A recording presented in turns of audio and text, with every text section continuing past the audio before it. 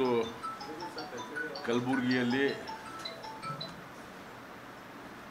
High profile election ಶುರುವಾಗಿದೆ. All India Congress committee ಅಧ್ಯಕ್ಷರು, all India Congress committee ಅಧ್ಯಕ್ಷರು ಮಲ್ಲಿಕಾರ್ಜುನ್ ಖರ್ಗೆಜಿಯವರು 4ನೇ ಬಾರಿ ಕಲಬುರಗಿಗೆ ಬರ್ತಾ ಇದ್ದಾರೆ. ಇವತ್ತು ಗುರುಮಿಟ್ಕಲಲ್ಲಿ ಕಾರ್ಯಕ್ರಮ ಇಟ್ಕೊಂಡಿದ್ದಾರೆ, ಸೇಡಮಲ್ಲಿ ಕಾರ್ಯಕ್ರಮ ಇಟ್ಕೊಂಡಿದ್ದಾರೆ, ತೆಲಂಗಾಣ ಮುಖ್ಯಮಂತ್ರಿಯವರು ಬಂದಿದ್ದಾರೆ ಮತ್ತು ಅಫ್ಜಲ್ಪುರಲ್ಲೂ ಕಾರ್ಯಕ್ರಮ ಆಯಿತು.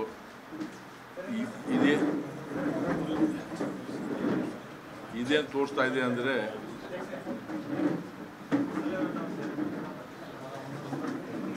ಕಾಂಗ್ರೆಸ್ದವರು ಒಂದು ಸೋಲಿನ ಭೀತಿಯಲ್ಲಿ ಕಾಂಗ್ರೆಸ್ದವರು ಕಲಬುರಗಿ MP ಎಲೆಕ್ಷನ್ ಈಗ ಹೈ ಪ್ರೊಫೈಲ್ ಎಲೆಕ್ಷನ್ ಆಗಿ ಕನ್ವರ್ಟ್ ಆಗ್ತಾ ಇದೆ. ಯಾಕೆಂದರೆ all India Congress committee AICC ಅಧ್ಯಕ್ಷರು ಮಲ್ಲಿಕಾರ್ಜುನ್ ಖರ್ಗೆಜಿಯವರು ಬೇರೆ ಎಲೆಕ್ಷನ್ನೆಲ್ಲ ದೇಶದ ಎಲೆಕ್ಷನ್ ಬಿಟ್ಟು ನಮ್ಮ ಕಲಬುರಗಿ ಬಿಟ್ಟಿದ್ದಾರೆ. ಇಲ್ಲೇ ಇವತ್ತು ಗುರುಮಿಟ್ಕಲಲ್ಲಿ, ಸೇಡಮಲ್ಲಿ, ಮೊನ್ನೆ ಅಫ್ಜಲ್ಪುರಲ್ಲಿ ಇದು 4ನೇ 5ನೇ ವಿಸಿಟ್ ಅವರು. ಇನ್ನೂ 3-4 ವಿಸಿಟ್ ಇದೆ. ಮುಖ್ಯಮಂತ್ರಿ ಸಿದ್ದರಾಮಯ್ಯ ಅವರು ಬಂದು ಹೋದರು, DK ಶಿವಕುಮಾರ್ ಅವರು ಬಂದು ಹೋದರು, ತೆಲಂಗಾಣ ಮುಖ್ಯಮಂತ್ರಿ ಬರ್ತಾ ಇದ್ದಾರೆ. ಇದೆಲ್ಲ ನೋಡಿದ್ರೆ ಏನೋ ಒಂದು ಸೋಲಿನ ಭೀತಿ ಅವ್ರಿಗೆ ಕಾಡ್ತಾ ಇದೆ ಅಂತ ಅನಿಸ್ತಾ ಇದೆ.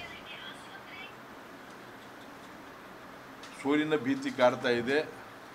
ಅದಕ್ಕೆ ಅವರು ಎಲ್ಲ ಶಕ್ತಿಯನ್ನು ಇವತ್ತು ಅವರು ಉಪಯೋಗ ಮಾಡಿ ಹೇಗಾದರೂ ಮಾಡಿ ಎಲೆಕ್ಷನ್ ಗೆಲ್ಲಬೇಕಂತೇಳಿ ರಣತಂತ್ರ ಮಾಡ್ತಾ ಇದ್ದಾರೆ. ಅದಲ್ಲದೆ ನಿಮಗೆ ಗೊತ್ತಿದೆ, ಮೊನ್ನೆ 2 ಕೋಟಿ ರೂಪಾಯಿ ಕ್ಯಾಶ್ ರೈಲ್ವೆ ಸ್ಟೇಷನ್ ಮುಂದೆ ಒಬ್ಬ ಕಾಂಗ್ರೆಸ್ ನಾಯಕನ ಕಾರಿನಲ್ಲಿ ರೆಡ್ ಹ್ಯಾಂಡ್ ಹಿಡಿದಿದ್ದಾರೆ. ಇದೆಲ್ಲ ನೋಡಿದ್ರೆ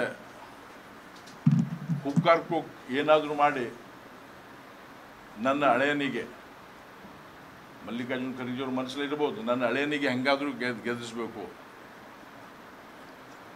2 ಮಂತ್ರಿ ಮುಖ್ಯ ಇವತ್ತು ರಾಯಚೂರು ಉಸ್ತುವಾರಿ ಮಂತ್ರಿ, ಕಲಬುರಗಿ ಉಸ್ತುವಾರಿ ಮಂತ್ರಿ ಇವತ್ತು ಪಂಚಾಯತಿಗೆ ಹೋಗಿ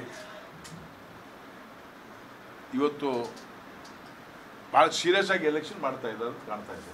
ಅಂದರೆ ಇದು ಒಂದು ಮತ್ತೆ ಹೇಳ್ತೀನಿ ನಾನು, ಒಂದು ಸೋಲಿನ ಭೀತಿಯವ್ರಿಗೆ ಶುರುವಾಗಿದೆ. ಮತ್ತು ಅನೇಕ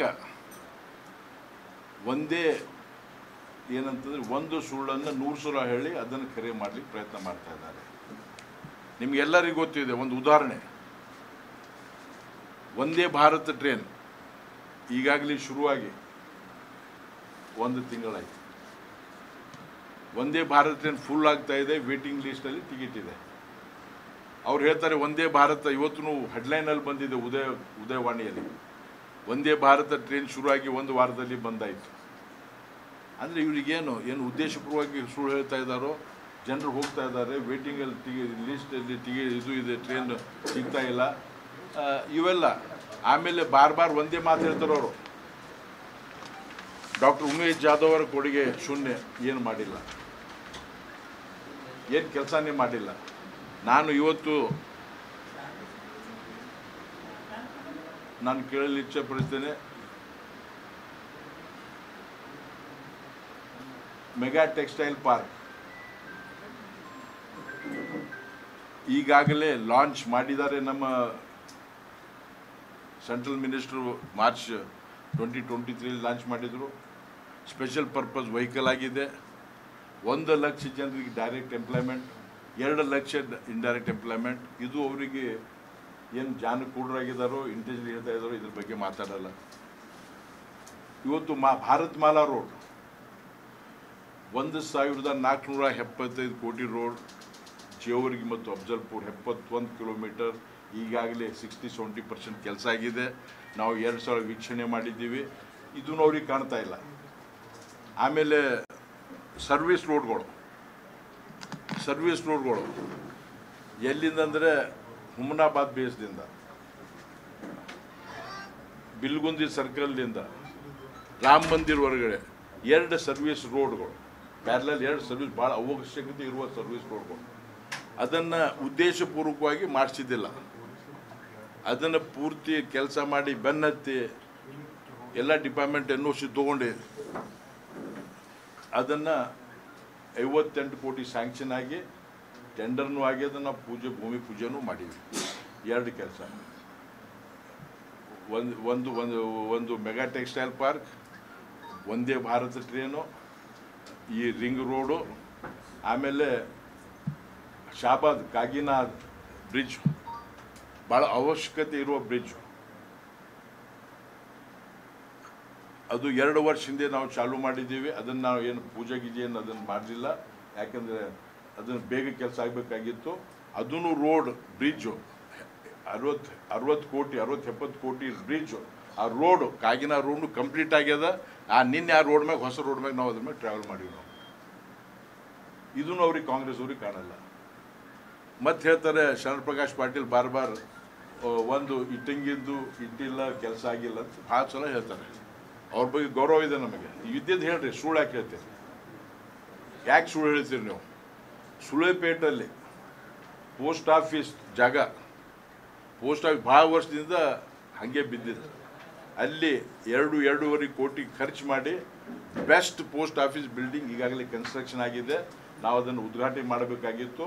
ಅದನ್ನು 100% ಕಂಪ್ಲೀಟ್ ಆಗಿರಲಿಲ್ಲ. ಸ್ವಲ್ಪ 1% 2% ಕೆಲಸ ಹೋಗಿತ್ತು, ಅದು ಆಗಿದೆ. ಇದು ಕಾಣಲ್ಲ. ಆಮೇಲೆ ಕೊರೋನಾ ಪೀರಿಯಡಲ್ಲಿ ನಿಮಗೆ ಗೊತ್ತಿದೆ, ನಾನು ಸೀರಿಯಸ್ ಆಗಿ ಹೇಳ್ತಾ ಇದ್ದೇನೆ, ಉದ್ದೇಶಪೂರ್ವಕವಾಗಿ ದಿಶಾ ಮೀಟಿಂಗ್ಗಳು ಕಲಬುರಗಿಯಲ್ಲಿ ನಮ್ಮ ಕೆಲಸ ರಿವ್ಯೂ ಮಾಡಲಿಕ್ಕೆ ಭಾಳ ಒಂದು ಒಳ್ಳೆಯ ಪ್ಲ್ಯಾಟ್ಫಾರ್ಮ್ ಅಂತಂದರೆ ದಿಶಾ ಮೀಟಿಂಗ್ ಅವರು ನಾನು MP ಆದಾಗ ನಾನು ಚೇರ್ಮನ್ ಆಗಿದ್ದೆ. ನಾವು ಟೈಮಿಗೆ 2-3 ಮೀಟಿಂಗ್ ಮುಗಿಸಿದ್ವಿ. ಆಮೇಲೆ ಭಗವಂತ ಖೂಬಾ ಅವರು ಮಂತ್ರಿ ಆದರು. ಬೈ ಡಿಫಾಲ್ಟ್ ಮಂತ್ರಿ ಆದವರು ಚೇರ್ಮನ್ ಆಗಬೇಕಂತಿತ್ತು. ಅವ್ರು ಚೇರ್ಮನ್ ಆದರು. ಅವರು 2 ಮೀಟಿಂಗ್ ತೊಗೊಂಡ್ರು. ಆಮೇಲೆ ಮಲ್ಲಿಕಾರ್ಜುನ್ ಖರ್ಗೆಜಿ ಅವರು leader of opposition, Rajya Sabha member, ಅವ್ರು ಖುದ್ದಾಗಿ ಬರೆದೆ ನಾವು ಲೀಡರ್ ಆಫ್ ಅಪೋಸಿಷನ್ ನಮಗೆ ಈ ದಿಶಾ ಮೀಟಿಂಗ್ ಚೇರ್ಮನ್ ಆಗಬೇಕಂತೇಳಿ ಲೆಟರ್ ಬರೆದ್ರು ನಮ್ಮ ಮಿನಿಸ್ಟ್ರಿಗೆ. ಮಿನಿಸ್ಟ್ರಿ ಅವರು ನಮ್ಮ ಕಾನೂನು ಪ್ರಕಾರ ಅವರಿಗೆ ಚೇರ್ಮನ್ ಮಾಡಿದ್ರು. ಚೇರ್ಮನ್ ಮಾಡಿದ್ಮೇಲೆ 18 ತಿಂಗಳು 20 ತಿಂಗಳು ಒಂದು ಮೀಟಿಂಗ್ ಆಗಲಿಲ್ಲ. ಅದ್ರ ಉದ್ದೇಶ ಈಗ ಗೊತ್ತಾಗ್ತದೆ ನಮ್ಗೆ. ಉದ್ದೇಶಪೂರ್ವಕವಾಗಿ ಮೀಟಿಂಗ್ ಮಾಡಿಲ್ಲ ಅಂತ ನಮ್ಗೆ ಈಗ ಅನಿಸ್ತದೆ. ಆವಾಗ ಮೀಟಿಂಗ್ ಆದ್ರೆ, ರಿವ್ಯೂ ಆದ್ರೆ ಮೀಡಿಯಾದಾಗ ನೀವು ನೋಡ್ತಿದ್ರಿ, ಬರೀತಿದ್ರಿ, ಗೊತ್ತಾಗ್ತಿತ್ತು. ಒಂದು ದಿಶಾ ಮೀಟಿಂಗ್ ಮಾಡಿಲ್ಲ ಅವ್ರ ಜೀವನದಾಗ. ಯಾವಾಗಲೂ is known for his sincerity. ಭಾಳ ಮೀಟಿಂಗ್ ಮಾಡ್ತಾರೆ, ಎಲ್ಲ ರಿವ್ಯೂ ಮಾಡ್ತಾರೆ ಅಂತೇಳಿ ಇಡೀ ಜಗತ್ತು ಜಾಹೀರಿದೆ. ಆದರೆ ಗುಲ್ಬರ್ಗದಾಗ ನಮ್ಮ ಹಿಂದುಳಿದ ಕ್ಷೇತ್ರ ಕೊರೋನಾ ಆಗಿ ಹೋಗ್ಯದ, ಬರಗಾಲ ಅದ, ಮೀಟಿಂಗ್ ಮಾಡಿಲ್ಲ. ನಾವು 10 ಸಲ ಹೇಳಿದ್ರು ಕೂಡ, ಈವನ್ ನಮ್ಮದು ಯಾವುದದು ಇನ್ನೊಂದು ಕರ್ನಾಟಕ ನಮ್ಮ state government meeting KDP meeting ಕೂಡ ಮಾಡ್ರಿ ಅಂತೀವಿ. 11 ತಿಂಗಳಾಗ್ಯದ. ಕೇವಲ ಒಂದು ಮೀಟಿಂಗ್ ನಾವು ಭಾಳ ಒತ್ತಾಯ ಮಾಡಿದ್ದಕ್ಕೆ ಒಂದು ಮೀಟಿಂಗ್ ಅದನ್ನು ಕಂಪ್ಲೀಟ್ ಆಗಿ KDP ಮೀಟಿಂಗ್ ಆಗಿಲ್ಲ. ಅಂದ್ರೆ ಇವೆಲ್ಲ ನಮಗೆ ದೋಷ. ಒಂದು ಏನಂದ್ರೆ ನಮ್ಮ ಮ್ಯಾಗ ಒಂದು ಅಲಿಗೇಷನ್ ಮಾಡಲಿಕ್ಕೆ ಇವ್ರದ್ದು ಪ್ಲಾನ್ ಅಂತ ನಮ್ಗೆ ಅನಿಸ್ತಾ ಇದೆ. ದಿಶಾ ಮೀಟಿಂಗ್ ಇದ್ದಿದ್ರೆ ಇವತ್ತು ಇವ್ರು ಹೇಳ್ತಾರೆ, ಇವ್ರಿಗೆ ಇದೂ ಗೊತ್ತಿಲ್ಲ, ನೀಲೂರು ಬ್ರಿಡ್ಜ್ ಅಂತೇಳಿ ಅಫ್ಜಲ್ಪುರ್ ಹತ್ರ ನೀಲೂರು ಬ್ರಿಡ್ಜ್ ಭಾಳ ಇಂಪಾರ್ಟೆಂಟ್ ಬ್ರಿಡ್ಜ್. 10,000 ಜನರಲ್ಲಿ ಸ್ಟ್ರೈಕ್ ಮಾಡಿದರು. ಸೆಕ್ಷನ್ 144 ಹಾಕಿದ್ರು. ಜೋತ್ಸ್ನಾ DC ಅವ್ರು ಹೋಗಿ ಅವರಿಗೆ ಲಾಠಿ ಚಾರ್ಜ್ ಮಾಡ್ತೀನಿ ಅಂದಾಗ ಬೇಡ, ಲಾಠಿ ಚಾರ್ಜ್ ಮಾಡಿಸ್ಬೇಡ್ರಿ ಅಂತೇಳಿ ಅಲ್ಲಿ ಆ ನೀಲೂರು ಬ್ರಿಡ್ಜ್ ನಾವು ಅದನ್ನು ಹತ್ತಿ ನೀಲೂರು ಬ್ರಿಡ್ಜ್ ಅದನ್ನು ನಮ್ಮ ಸೋಮಣ್ಣವ್ರು ಇದ್ದಾಗ ಅದನ್ನು Neelur bridge special fund allotment ಮಾಡಿ ಆ ನೀಲೂರು ಬ್ರಿಡ್ಜ್ ಇವತ್ತು ಓಪನ್ ಆಗಿದೆ. ಭಾಳ ಜನ ಸಂತೋಷದಿಂದಿದ್ದಾರೆ. ಇದು ಅವ್ರಿಗೆ ಕೆಲಸ ಕಾಣಲ್ಲ. ಕೊರೋನಾ ಆದಾಗ ಕೋವಿಡ್-19 ನಿಮ್ಮ ಪತ್ರಕರ್ತ ನಿಮ್ಮ ಒಬ್ಬರು ಹೇಳಿದ್ರು, ನಾನು ಡೆಲ್ಲಿದಾಗಿದ್ದಾಗ, ಸರ್ ಫಸ್ಟ್ ಡೆತ್ ಆಗಿದೆ ಕಲಬುರಗಿಯಲ್ಲಿ ಕೊರೋನಾ ಅಂತೇಳಿ. ಆ ಡೆತ್ ಆದಮೇಲೆ ಇಲ್ಲಿ ಆತಂಕಕ್ಕೆ ಒಳಗಾಗಿದ್ದಾರೆ ಜನರು. ಇಲ್ಲಿ RT-PCR ಸೆಂಟರ್ ಲ್ಯಾಬ್ ಮಾಡಬೇಕಂತ ಹೇಳಿದಾಗ ನಾವು ಜಗಳ ಆಡಿ ಅದನ್ನು ಫಸ್ಟ್ RT-PCR ಸೆಂಟರ್ ಕಲಬುರಗಿದಾಗ ಮಾಡಿದ್ವಿ ನಾವು. ಅದ್ರ ಕೆಮಿಕಲ್ಸ್ ನಾವು ಖುದ್ದಾಗಿ ಬೆಂಗಳೂರಿನಿಂದ ನಾವು ಲ್ಯಾಬ್ ಕೆಮಿಕಲ್ಸ್ ತಂದು ಕೊಟ್ಟಿವಿ. ರ್ಯಾಮ್ಡಿಸಿವಿರ್ ಇಂಜೆಕ್ಷನ್, ಆಂಫೋಟೆರಿಸಿನ್ B ಇಂಜೆಕ್ಷನ್ ಖುದ್ದಾಗಿ ನೀವು ನಮ್ಮ ಜೊತೆ ಇದ್ರಿ. ನಾವು ಬೆಂಗಳೂರಿನಿಂದ ಇಲ್ಲಿ ನಮ್ಮ ಕೋಟ, ಬ್ಯಾರೂರು ಕೋಟ ಅಲ್ಲ, ಅದು ಇಂಜೆಕ್ಷನ್ ಕೂಡ ತಂದು ಜನರಿಗೆ ಗೌರ್ಮೆಂಟ್ ಹ್ಯಾಂಡ್ ಓವರ್ ಮಾಡಿ ಎಲ್ಲ. ಇವತ್ತು ಭಾಳ ಜನರು ನನಗೆ ಮಾತಾಡಿದ್ದಾರೆ. ಮತ್ತು ನಾನು ಮತ್ತೊಮ್ಮೆ ಹೇಳ್ತೇನೆ, ಕೆಲವು ಸ್ಟೇಟ್ ನ್ಯೂಸ್ ಆಗಿದೆ, ಎಡಿಟೋರಿಯಲ್ಲೇ ಅಪ್ರಿಷಿಯೇಟ್ನೂ ಮಾಡಿದ್ದಾರೆ. ಇವು ಕೆಲಸ ಇವು ಕಾಣ್ತಾ ಇಲ್ಲ. ಇವತ್ತು ಇಲ್ಲಿ ವಂದೇ ಭಾರತ್ ಟ್ರೈನ್ ಮತ್ತು ಇನ್ನೊಂದು 2 ಟ್ರೈನ್, ವಂದೇ ಭಾರತ್ ಟ್ರೈನ್ ನಾವು ನಿಮಗೆ ಹೇಳಿದೆ. ಬಜೆಟ್ ಮೀಟಿಂಗ್ ಆದಾಗ ನಾನು ನಿಮಗೆ ಪ್ರೆಸ್ ಕಾನ್ಫರೆನ್ಸ್ ಕರೆದಾಗ ನಿಮ್ಮ ಕಡೆಯಿಂದ ಒತ್ತಾಯ ಇತ್ತು, ಯಾವುದೂ ನೀವು ಕೇಳಲಿಲ್ಲ. ಸರ್ ಮೊದಲು ಟ್ರೈನ್ ಶುರು ಮಾಡಿಸಿ ಅಂತಂದಾಗ ನಾನು ಬ್ಲಂಟ್ಲಿ ಹೇಳಿದೆ, 1 ತಿಂಗಳಲ್ಲಿ ಟ್ರೈನ್ ಶುರು ಮಾಡಲಿಲ್ಲ ಅಂದ್ರೆ ನಾನು ಬೇರೆ ಆ್ಯಕ್ಷನ್ ತೊಗೋತೀನಿ ಅಂತೇಳಿ. 1 ತಿಂಗಳದಾಗ ಇವತ್ತು ವಂದೇ ಭಾರತ್ ಶುರು ಮಾಡಿದ್ದೀವಿ. 2ನೇ ಟ್ರೈನ್ ಶುರು ಆದ್ವಿ. 2ನೇ ಟ್ರೈನು ಗುಲ್ಬರ್ಗಾದಿಂದ